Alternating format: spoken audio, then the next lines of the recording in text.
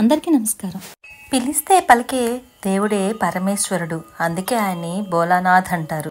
భక్తుడు మనిషైనా రాక్షసుడైనా దేవతైనా ఎవరైనా స్వామివారి దృష్టిలో ఒకటే. స్వయంభూగా వెలిసిన కైలాసనాథుణ్ణి ఒక రాజు చేసిన అహంకార పని వలన ఆ దేవాలయమే కాదు, ఆ ఊరు కూడా ఈనాటికి శాపాన్ని మోస్తూనే ఉంది. ఇప్పటికీ ఆ దేవాలయం మూసి ఉంచాల్సిన పరిస్థితి. ఈ రహస్యమైన దేవాలయాన్ని శ్రావణ మాసంలో బయటపెట్టేందుకు నేను చేసే ఈ చిన్న ప్రయత్నాన్ని మీరు ఆదరిస్తున్నారని కోరుకుంటున్నాను. భారతదేశం దేవతల భూమి. భక్తికి శక్తికి ఎవరూ ఛేదించలేని ఒక రహస్యాలకు ఇది ఒక నిధి. మన దేశం అంతా ఎన్నో దేవాలయాలు ఉన్నాయి. కొన్ని దేవాలయాలు శతాబ్దాల క్రితం నుంచి భక్తులతో పూజలు అందుకుంటూనే ఉన్నాయి, స్వామివారిని అనుగ్రహిస్తూనే ఉన్నారు. అయితే కొన్ని దేవాలయాలు కనుమరుగవుతూనే ఉన్నాయి. వాటి వెనుక ఉన్న కారణం ఏంటి? ఇప్పుడు నేను చెప్పబోయే దేవాలయం వాటిల్లో ఒకటి. ముట్టుకుంటేనే మసైపోవాల్సింది అదే సోమేశ్వర మహాదేవ మహాశివాలయం.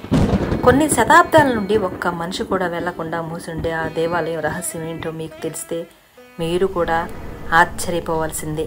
ఇది నాకు ఆ పరమేశ్వరుడు మీకు చెప్పే అవకాశం ఇచ్చాడని భావిస్తున్నాను. ఆ దేవాలయాలు కాలంతో పాటు ఎందుకు మరుగున పడిపోతున్నాయి?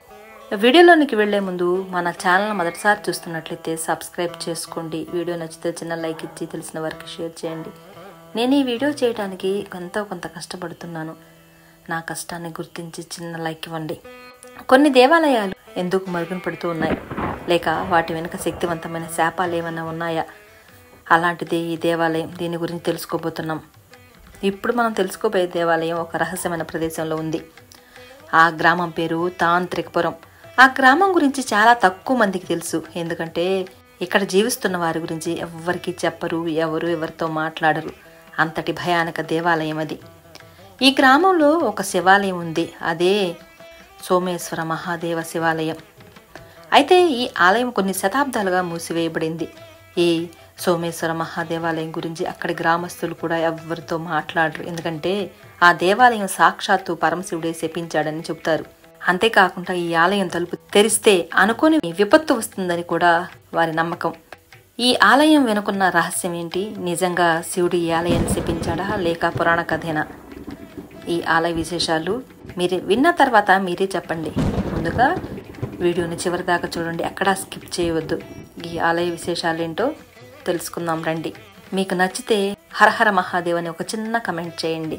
దాదాపు 1000 సంవత్సరాల క్రితం ఒక మహారాజు ఉండేవాడు. అతనికి ఉన్న సంపద అక్కడ చుట్టుపక్కల ఉన్న రాజ్యాల్లో ఏ సామ్రాజ్యంలో ఉండేది కాదు.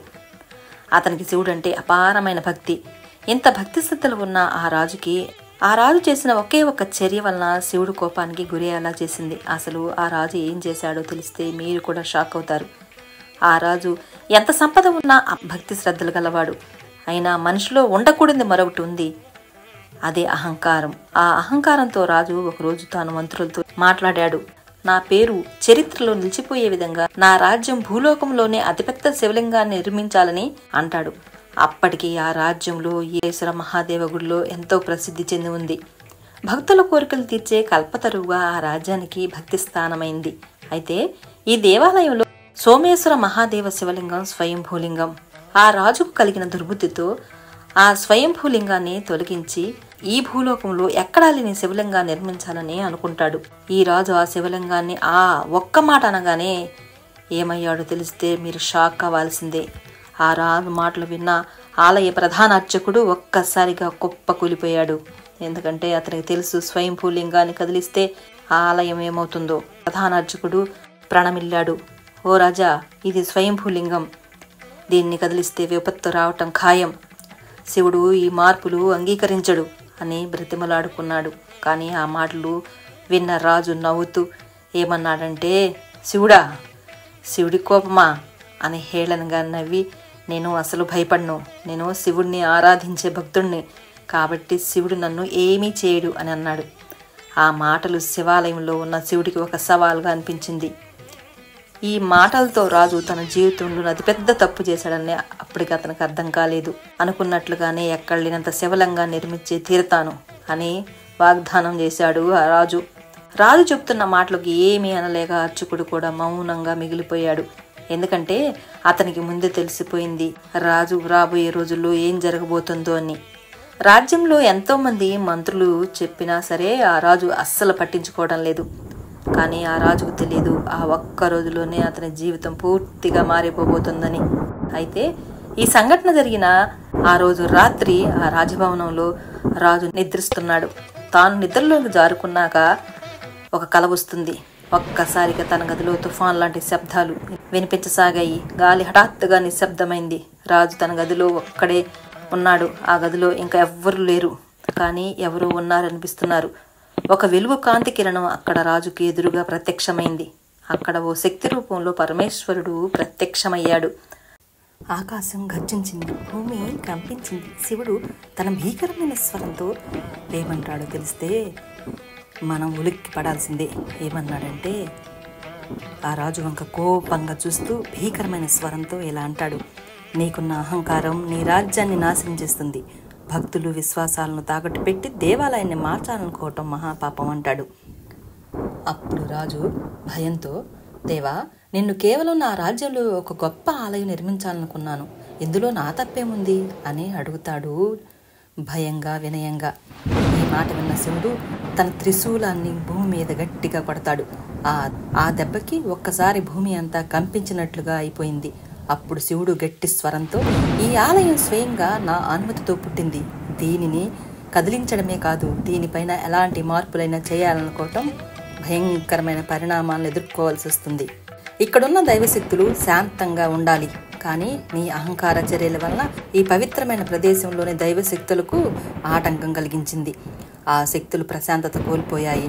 వాటి వలన నీకు నీ రాజ్యానికి ఆటంకం తప్పదు అని చెప్పి ఆ రాజును శివుడు ఏ విధంగా శిక్షించాడో తెలిస్తే గుండె గతుక్కుమంటుంది.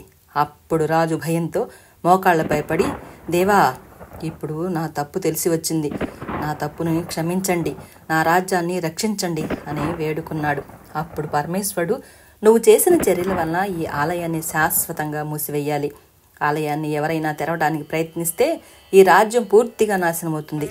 నీ అహంకారమైన కోరికల వల్ల ఈ రాజ్యంలో శివలింగమే లేకుండా శపిస్తున్నాను అన్నాడు. ఈ ఆలయాన్ని ఎవరైనా తెరవాలని ప్రయత్నం చేస్తే అది మహా విపత్తును తెచ్చిపెడుతుంది అని చెప్పి ఒక్కసారిగా అదృశ్యమయ్యారు. వెంటనే రాజు గట్టిగా అరుస్తాడు. కళ్ళు తెరిచి చూసేసరికి శరీరం అంతా చెమటలతో తడిసి ముద్దయిపోతుంది. ఇదంతా కళ లేక నిజమా? నిజంగానే శివుడి హెచ్చరిక అని రాజు రాత్రంతా భయభ్రాంతులు పాలవుతూ శివుడిచ్చిన ఆ శాపం గురించి ఆలోచిస్తూ ఉండిపోయాడు. తెల్లవారింది. తెల్లవారాక రాజ్యంలోని మంత్రులతో, ఆలయ ప్రధాన పూజారులతో రాత్రి జరిగిందంతా ఒక భ్రమ లేక జరగబోయే నిజమా అని అందరితో చర్చిస్తాడు. అయితే అదే రోజు నుండి 1 కాదు 2 కాదు లక్షల కొలది విపత్తులు మొదలయ్యాయి. అనుకోకుండా ఒక్కసారిగా కరువు ప్రారంభమైంది. నదులు ఎండిపోయి నల్లని మేఘాలు ఆ చుట్టుముట్టి రాజ్య ప్రజ భయకంపితులను చేస్తాయి. ప్రజలందరూ భయపడి ఆలయ ప్రాంగణంలోనికి వెళతారు. అప్పుడు ప్రధాన అర్చకుడు అంతకు రాజుకు శివుడు ఇచ్చిన హెచ్చరిక నిజమవుతుంది, ఆలయాన్ని వెంటనే మూసివేయాలి అని అంటాడు. అప్పుడు రాజు మొదటిసారి అహంకారాన్ని తగ్గించుకుని భయంతో ఆ రాజు ఆలయంలోనికి వెళ్లి స్వయంగా మూల విరాట్టు శివలింగం ముందు మోకాళ్లపై నిలబడి, ఈశ్వరా, నన్ను క్షమించు, నా తప్పు తెలుసుకున్నాను, నా రాజ్యాన్ని కాపాడు, నువ్వు చెప్పినట్లుగానే ఆలయాన్ని రాజ్యాన్ని మూసివేస్తాను అని ప్రాధేయపడి ఆలయాన్ని సంపూర్ణంగా మూసివేయాలని ఆజ్ఞలు జారీ చేస్తాడు. అప్పుడు ఒక్కసారిగా శక్తివంతమైన తాంత్రిక మంత్రాలతో ఆలయాన్ని మూసివేశారు. అంత మాత్రమే కాకుండా ఒక భారీ రాయిని తెచ్చి ఆలయ ప్రవేశ ద్వారానికి అడ్డంగా పెడతారు. ఇక అప్పటి నుంచే ఆలయ ప్రధాన ద్వారం మూసి ఉంచబడింది. ప్రజలు భయపడే విధంగా మారిపోయింది ఆ దేవాలయం. అక్కడి పరిస్థితి చూసే ఎవరికైనా భయం వేయాల్సిందే. ఆ రోజు నుండి ఒక గుడి మూసివేసిన చరిత్రగానే మారిపోయింది. శతాబ్దాలు గడిచినా ఇప్పటికే ఆ గుడి ఎవ్వరూ తెరవలేదు. ఈ ఆలయం ముగిశాక కథ ముగిసిపోయింది అనుకుంటున్నారా? కాదు, అసలు కథ ఇప్పుడే ఆరంభమైంది. పరమశివుడు చెప్పినట్లుగానే ఆ ఆలయాన్ని మూసివేశాడు రాజు. కానీ ఆ రాజుకు సంతోషంగా లేదు. రాజ్యంలో విపత్తు తగ్గలేదు. రాత్రులు భయంకరమైన శబ్దాలే ఆలయం నుండి వినపడసాగాయి.